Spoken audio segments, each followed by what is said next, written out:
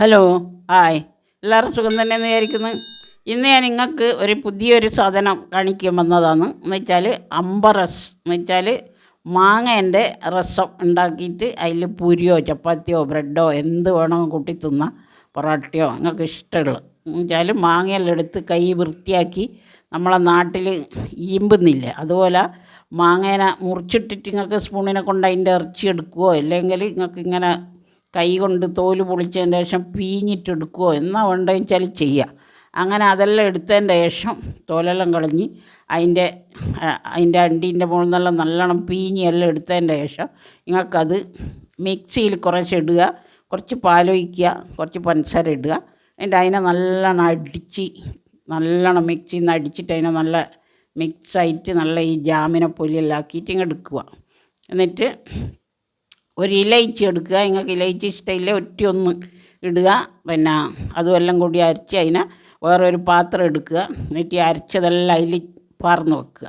എന്നിട്ട് അതിന് എല്ലാം എത്രയാണ് മാങ്ങേണ്ടത് എല്ലാം അതിന് പാലും പാർന്ന് ചേർത്ത് സ്പൂണിനെ കൊണ്ട് ഇളക്കി അത് മിക്സാക്കി എല്ലാം ഒരു ഈ ചെമ്പിലോ എന്തെങ്കിലും പാർന്ന് വെക്കുക എല്ലാം.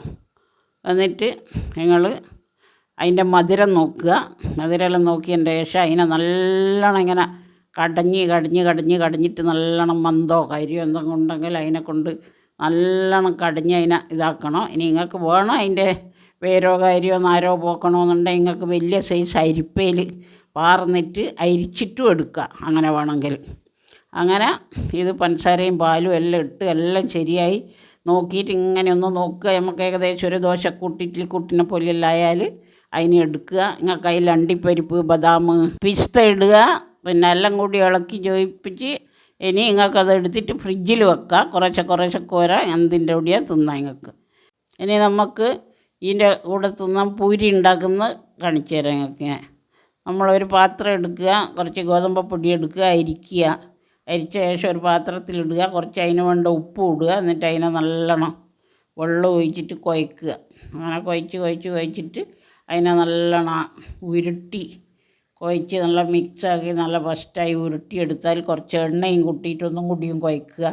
പൊടിയെല്ലാം കൂട്ടി അതിനെ പറ്റുന്ന പോലെ ആക്കുക. കുഴച്ച് വെച്ചതിൻ്റെ ശേഷം കുറച്ചൊരു 10 മിനിറ്റ് വെച്ചിട്ട് പിന്നെ ചെറിയ ഉരുളാക്കി എടുക്കുക.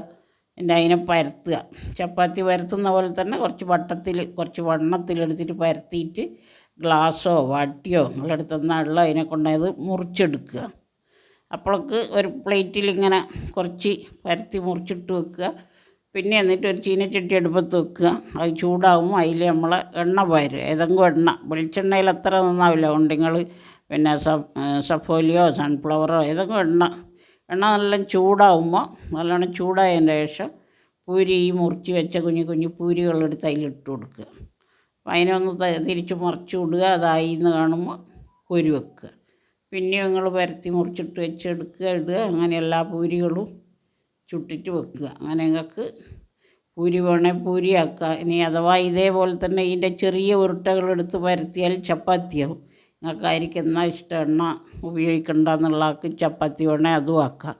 അങ്ങനെ പൂരിയും ഇതും നല്ല ടേസ്റ്റ് ഉണ്ടാവും, ചപ്പാത്തിയും ടേസ്റ്റ് ഉണ്ടാവും.